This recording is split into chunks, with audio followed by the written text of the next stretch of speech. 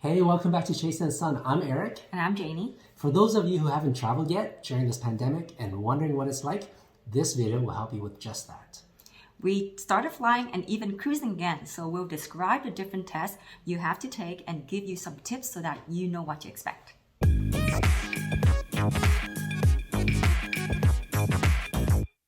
Every country has different testing requirements for entry, so it's best that you do your research to see what your destination country requires.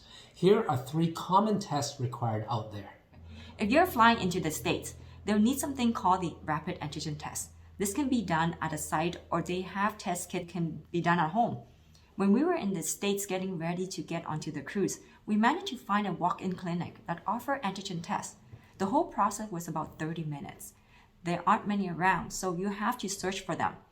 You can also pay for these and you can make a booking with these paid ones.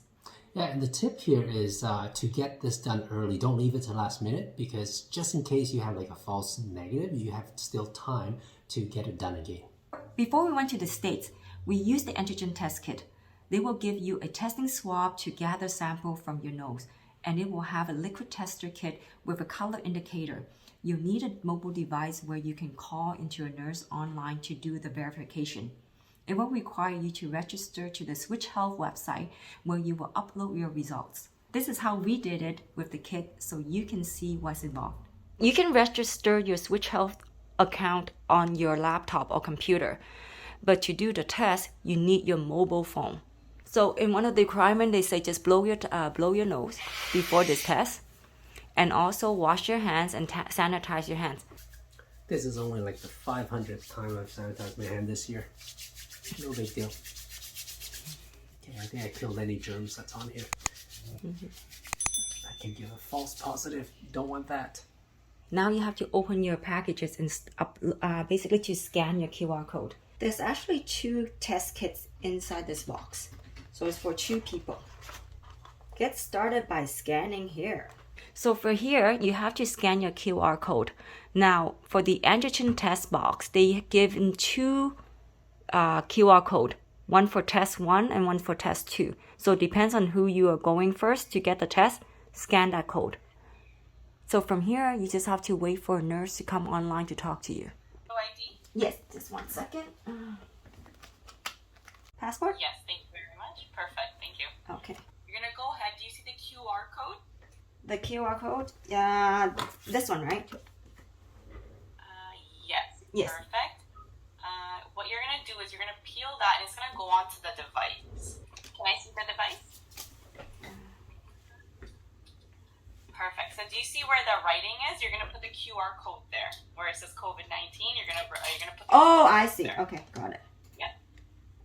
Just rip one off, right? There's 2 on here. Yes, just be careful. They do rip really easily. So Okay.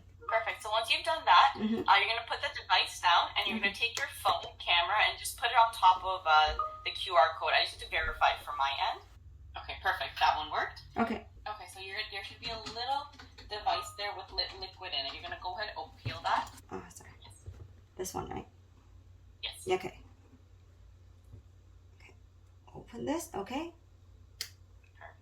You're going to put it to the side. Just be careful. It might tip over. Okay. You're going to go open the swab. Perfect. It'll be swabbing each nostril, 15 seconds each. I'll be timing you from my end. So just go about just a Q-tip end into your nose and move it around. Okay. Okay, move on to the next one. Okay. Oh, the same swap into the other nose? Oh. Yes. Yep. Okay, you can take it out. And now you're going to go ahead. Mm-hmm. So, you're done. Yep, you're going to put it into that vial and you're going to In spin here, it around. right? Like you're gonna, yep. Okay. And you're going to spin it around about 10 times. I just need you to count out loud while Okay. you're swirling it around. 1, 2, 9, 10. Perfect. So before you're pulling it out, Okay. you have to squeeze the little vial, kind of like you're taking it off. Yeah, just squeeze it with your finger Okay. and pull the Q-tip out. Okay. Yep. So you can toss that into the garbage. There should be a little lid to put on top. It's like a little dropper. Yeah. Put that on top. Okay. All right, perfect. Now you're gonna go ahead and put about 5 drops into this part right here of your device. Okay, the little hole? Okay. Okay. Yeah, that little hole. 5 drops? I would recommend for you to put that on the table and not touch it after. Okay, sure. Too much movement could mess with it, so Okay. yeah, 5 drops. Okay, 5 drops. Perfect. So once you've done that, that's really the end of the test. Okay.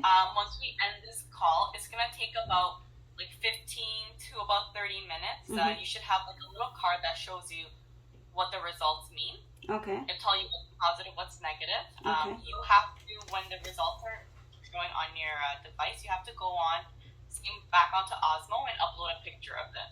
Okay. So once you do the test, the device will show the result. So from the look at this result, looks like Eric got a negative test. So you want this, you don't want this. Invalid, not good either. So what Eric's gonna do next, he needs to upload that picture to Osmo. So upload photo. There you go. Confirm upload. Confirmation page. Thank you for uploading your results. And you should have a number there. Some countries like Canada require the PCR test before entry. This test is also a swab in the nose type of test, but the difference here is that they need to send it to the lab. So this will typically require 24 to 48 hours, so make sure you plan for this. Some cities are now starting to offer rapid results for PCR, and most airports are offering this also, but you do have to pay for it, around $150 to $200. You can also use the RT-Lamp test to come back into Canada. This is similar to the antigen test, but it has a separate electronic device that verifies your results. You will still need to call a nurse online so that they can walk you through the steps. And also you'll need to take photos of the results and upload it for final verification. So make sure you have a cell phone with mobile connection and a camera. This needs to be done within 72 hours of you flying. So again, the tip here, do it early so you have enough time for any false negatives and you want to retest. Now this kit, you can actually bring it with you anywhere you go, and you don't need to go to the lab to do this test. You can just do it at any destination wherever you are, 72 hours before you entering into Canada. All you need is internet and your mobile phone. If you're Canadian, you can actually order a kit from Switch Health, which includes the antigen test for when you are going into the US and possibly other countries, and a RT-Lamp test for coming back into Canada. All right, so the tips that we can offer here for these kit tests, be careful with the QR code label. You get one small little label and it's designed to rip easily because they don't want people to tamper with it. That means that when you set it down, make sure you got it right. And if you got it wrong, don't rip it out again because once you try to remove it and readjust, it's going to rip. Now, the good news is that there is an extra one in case you kind of screw up, which we did. So be careful with that. Uh-oh. Can I see your hand? I ripped it accidentally. No, it's you have to be careful with the thing.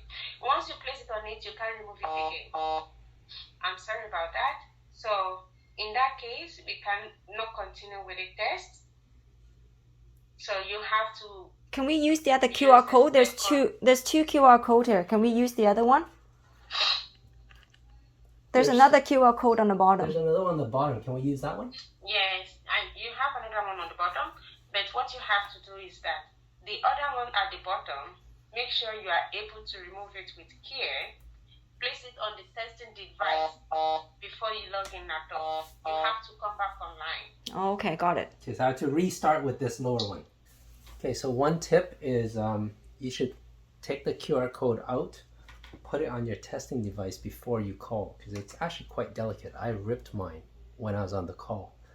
And fortunately, there's a second one, but you don't want to do that. So when you peel it off, be careful, put it on gently because once you stick it down and you try to pull it back up, it rips. So don't do that.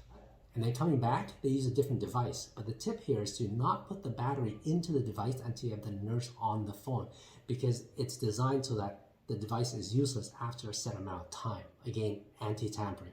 So make sure you put the battery in and start up only when you have the nurse online so you have enough time to cover it all.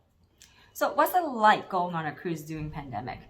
We noticed the ports, in the Caribbean at least, were serious about their masking requirements. So there are pros and cons to cruising. The positives are the ship definitely has more COVID precautions, and we felt safe because of that. For instance, they had more wash stations. Before you enter the buffet, there's a wash station, and there's a nice little lady saying "washy washy" before yummy yummy. They remind everyone to do that. So lots of hand washing. The buffet areas are all served by the staff now, so you can't serve your own. They take disinfecting seriously. All the staff are wearing gloves and masks, and every time someone leaves, they wipe down the table and the seat so that the next person can sit. So they do take it very seriously. Also, the ship is less crowded. So for instance, the flow rider, the artificial surf that Royal Caribbean has, is less lineup, which is great. Like for me, I love it because I used to go and there'd be like 10 people in line, but now there's only like 2 or 3 people. So that means you get to ride a lot more.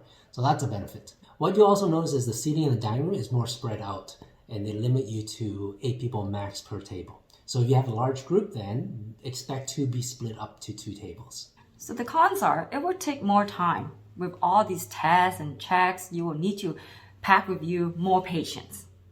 You need to make sure you look into all the entries requirements depending on where you're coming from and where you're going.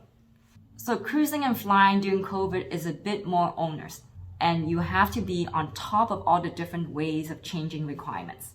Okay, so the steps to get off the ship, especially if you're flying back to Canada, because that's where we're from, we'll cover that for you. If you're flying back right away after the cruise, then it's best to order the RT-Lamp and Test kit so that you can do it while you're on the ship. Just make sure you have internet connection and choose the streaming option because you need to call the nurse online. If you have a day or so before flying, then you could look at doing the PCR test instead. But make sure that you allow time for the results to come back from the lab. They say, as short as 24 hours, but sometimes it could be a few days. Otherwise, you can pay more and look for a PCR test that's inside the airport. And those, you don't need to wait for the lab. If you're coming back into Canada, make sure they download and register for the ArriveCan app and fill out all the info. You'll need to upload your vaccination proof. This has to be the official document from your provincial health ministry. Also, you'll need to upload your negative results of the RT-Lamp test or the PCR test. Traveling during COVID is not for everyone, and it really depends on your risk appetite and what your viewpoints are about the pandemic. But we hope this can give you some insight to what it's like traveling during pandemic. So we hope these tips will help you as you ease back into your travels. We all know that's been a long time. If you like this video, please share it with your friends and subscribe to our channel to support what we're doing here. If you have other useful tips, please leave them in the comments below so that others can benefit. Otherwise, happy traveling again.